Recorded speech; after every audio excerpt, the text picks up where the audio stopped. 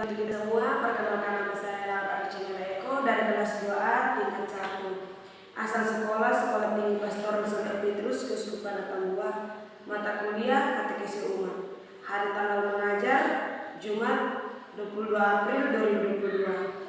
Saya akan membawakan penyajian materi tentang pengantar dan sejarah katekesi.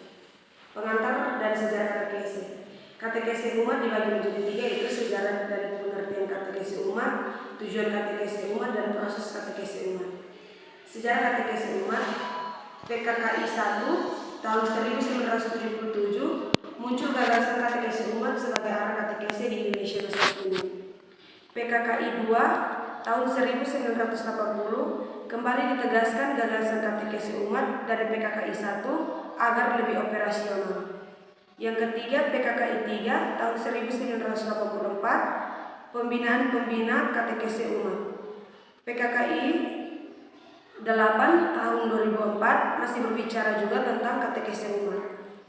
PKKI 2 menghasilkan rumusan katekesi umat yang terdiri dari 6 hal pokok. Yang pertama, katekesi umat diartikan sebagai komunikasi iman atau tukar pengalaman atau penghayatan iman antara anggota umat atau kelompok, seperti melalui kesaksian, diteguhkan, dan dihayati secara lebih sempurna.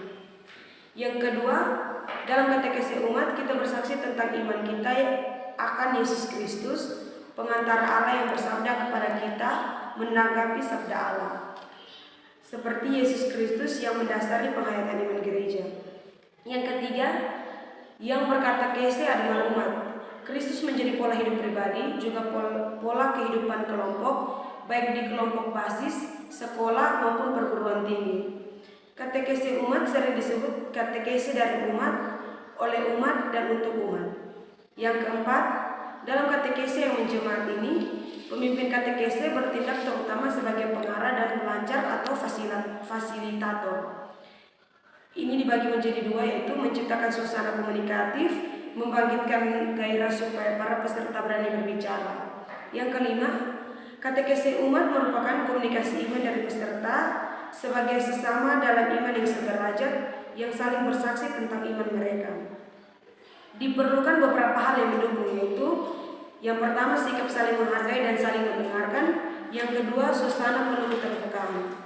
Yang keenam, tujuan komunikasi iman dalam katekesi umat adalah yang pertama, supaya dapat terang Injil, kita semakin meresapi arti pengalaman-pengalaman kita sehari-hari, lalu kita bertobat kepada Allah dan semakin menyadari kehadirannya dalam kenyataan hidup sehari-hari. Selanjutnya, semakin sempurna beriman, berharap, mengamalkan cinta kasih, dan hidup Kristiani kita semakin dikokohkan. Yang berikut, pola kita makin bersatu dengan Kristus, makin menjemaat, makin tegas, mewujudkan tugas gereja setempat dan mengkokohkan gereja setempat.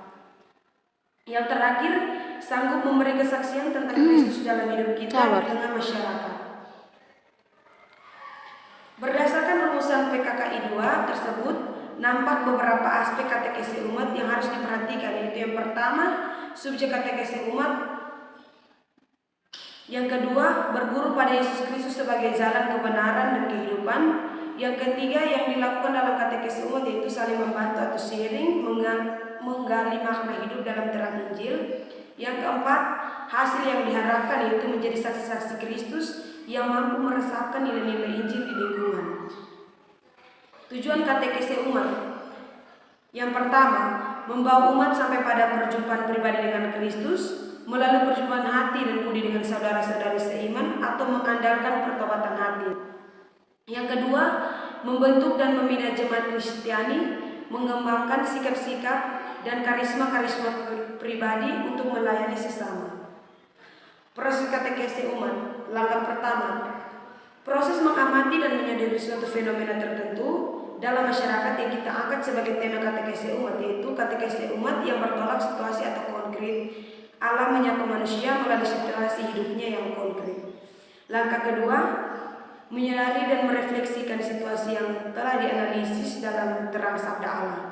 Firman Allah atau kitab suci mempunyai peran amat penting dalam katekesi umat, bukanlah tempelan belaka. Langkah ketiga, memikirkan dan merencanakan aksi untuk bertindak.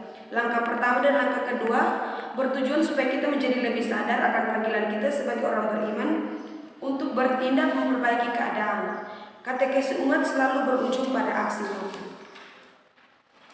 Keunggulan katekesi umat. Yang pertama, katekesi umat disebut katekesi dari umat, oleh umat, dan untuk umat, sehingga umat menjadi subjek katekesi. Dengan demikian memungkinkan semua umat berperan aktif. Yang kedua, selalu berbicara tentang hidup nyata dan terang Injil, sehingga memungkinkan umat menyadari bahwa Allah hadir dan berkarya dalam hidup nyata mereka.